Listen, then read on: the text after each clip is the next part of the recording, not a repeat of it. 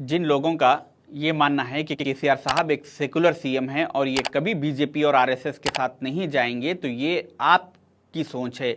आपको यहाँ पर चाहिए कि केसीआर साहब का इस ताल्लुक से क्या कहना है, वो सुनिए।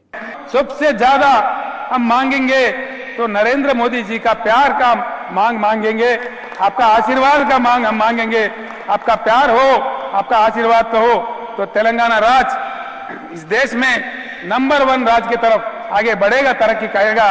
और मेरे बुलाने पर, मेरे कहने पर आपने इतना दूर आके केसीआर साहब ने मोदी जी को तेलंगाना बुलाया और आशीर्वाद लिया। उसके बाद दोनों में क्या बात हुई, वो आप मोदी जी की जुबानी सुनिए। वो दिल्ली मुझे मिलने आए, बहुत बढ़िया मुझे शाल उड़ाई, बहुत मुझे आदर किया और इतना प्यार दिखाया, ये केसीआर के कैरेक्टर में ही नहीं है। और फिर मुझे कहने लगे कि आपके नेतृत्व में देश प्रगति कर रहा है, हम भी एनडीए का हिस्सा बनना चाहते हैं, आप हमें एनडीए में शामिल कर दीजिए। इतना सब कुछ आप दोनों की मुंह ज़बानी सुनने के बावजूद भी अगर आपका ये मानना है कि केसीआर साहब 2023 और 2024 के स्टेट और सेंट्रल इलेक्शन के बाद बीजेपी, आरएसएस को और एनडीए को सपोर्ट नहीं करेंगे, तो ये आपकी नादानी है।